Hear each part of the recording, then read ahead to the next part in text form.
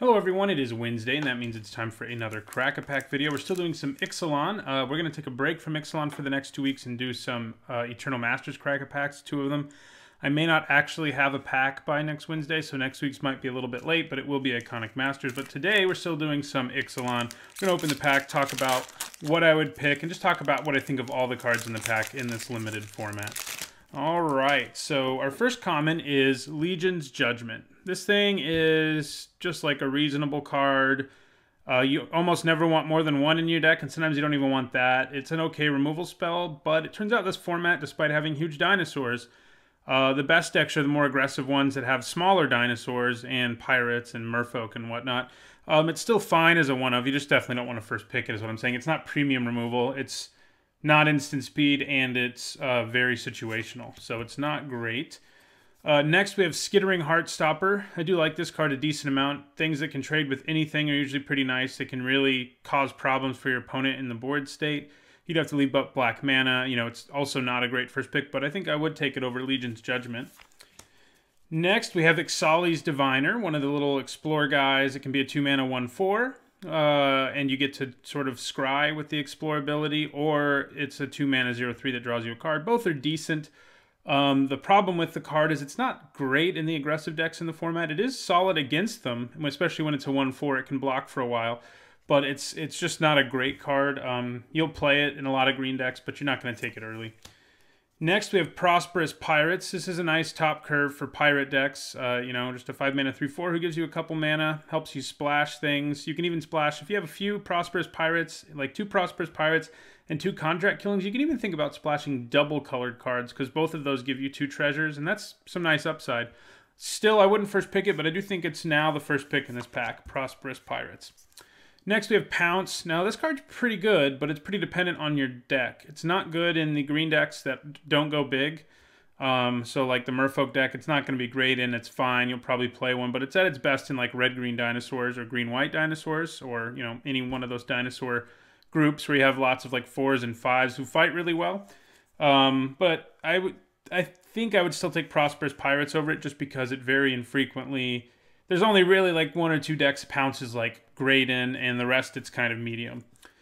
Next, we have Prying Blade. This is a card I've kind of wanted to talk about for a while, because I've had lots of people in my draft videos be like, why aren't you taking Prying Blade? It can help you splash. Well, that's true, I guess. If I'm so desperate for splashing, I guess I would run it. Or desperate for an artifact because I have like the 2-mana 2/3 who needs an artifact, maybe I'd run it. The problem with this is it's a terrible rate of... The boost it gives, a +1/+0, is negligible. It basically doesn't matter. Your creature doesn't become evasive or anything, so making treasure isn't even close to a guarantee, and you have to invest 3 mana the first time you do this, 2 mana thereafter for a medium stat boost. The one place where it might be okay is if you're decked with like 8 flyers and you're planning on splashing. That might be the one place, because then you have some evasion, but... It's a pretty bad card, generally. I don't play it. I've never played it in this format, and I don't think I will. It'll take a very interesting situation. Next, we have Headstrong Brute. Now, this guy is sort of one of the cards that's the backbone of aggressive red pirate decks, just because you frequently play him on turn 3 as a 3/3 with Menace, and he just starts attacking. If you have Pirate's Cutlass, you can make him a 5/4 who's hard to block. If you back him up with Tricks, which is always great with Menace creatures, because you are usually going to get a 2-for-1 if you use, say, Sure Strike. He's just great in those decks, and I think I would take it now over Prosperous Pirates. Even in a deck that's not pirate heavy or whatever, Headstrong Brute's still a 3-mana 3/3, and it's good in any red aggressive deck. You'll even play it in red-white if you only have like 2 pirates, but it's obviously way better in pirates. Canjollies Collar's next. This card's fine in the dinosaur decks that want to go a little bigger. I don't really like running it in decks where I have like Territorial Hammer Skulls as my only dinosaur, even though that card's great. Canjollies Collar isn't going to make a huge difference unless you're always playing it on turn 1 and following it up with a Hammer Skull, and that's not going to happen enough. You need like 7 or 8 dinosaurs that cost like 4 or more for Canjollies Collar to really be worth it. So it's not really in the contention here for first pick at all. And I think we have a new first pick with Shawnas Wayfinder at common. So it's nice to kind of stay open on your first pick, and while this is a Merfolk, it's just a green card that's good in every green deck. It's just a very good common, either a 3-mana 2/2 that draws you a card or a 3-mana 3/3. Both are great. It also happens to be a Merfolk, and that could pay off, but it might not, and if it doesn't, who cares? It's just a good 3-drop, one of the better common ones in the set, and I would take it over Headstrong Brute or Prosperous Pirates. Next, we have Encampment Keeper. This whole Keeper cycle has been pretty underwhelming. You know, a 1-mana 1/1 with first strike isn't great. I mean, sometimes people see a card like this and like, look at all the upside on this 1-drop.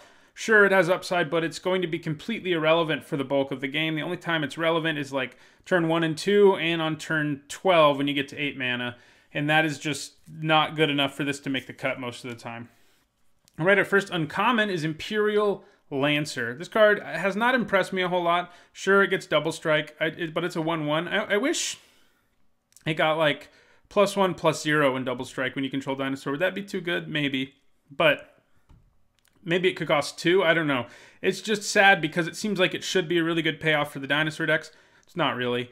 It does get a little better when you're packing auras, which are actually good in this format, but it's still not a great card. All right, I think this will be our new first pick, and that is Stormfleet Aerialist. So it's either a 2-mana 1/2 with flying or a 2-mana 2/3 with flying if you've raided. That's great. It helps you trigger more raids. It's a pirate. It's an evasive one, so you like putting your cutlasses and marks of the vampire and stuff on it. Just a good card. I think it's better than the Wayfinder, so I would take it. Next, we have Ixalan's Binding, which we've seen before in these Crack-a-Packs. It's our new first pick for sure. Premium removal is at a premium, and even more than usual in this format. There aren't that many cards that can just kill anything outside of Ixalan's Binding and contract killing at common and uncommon, but this is one of the cards that does it, and occasionally you get the added upside of keeping your opponent from playing other copies of cards with the same name. So it's definitely our first pick now. And we have an interesting rare. Our rare is Treasure Map. This is a strong card, and it would be very strong if this format were slower. But because it's not, this card, I don't think I would take it over the Binding. It's awesome because it basically allows you to, well, you get some card selection first, but then it flips and it gives you huge amounts of mana. It gives you 3 artifacts, treasure artifacts when it flips. So you get all the mana back that you used to scry, but you're actually ramping hugely, especially because it then also transforms into a land itself. So you go up 4 mana, basically, if you're trying to ramp. You can splash really easily. And this land, if you have a lot of treasures, basically the best treasure payoff in the set.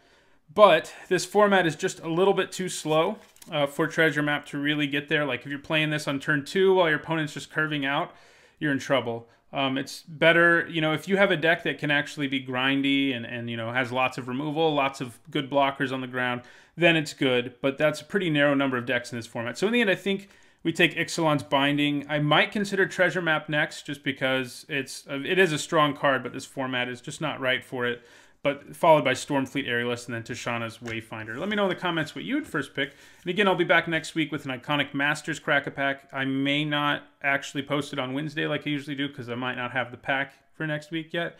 But I will have it sometime next week. Thanks for watching.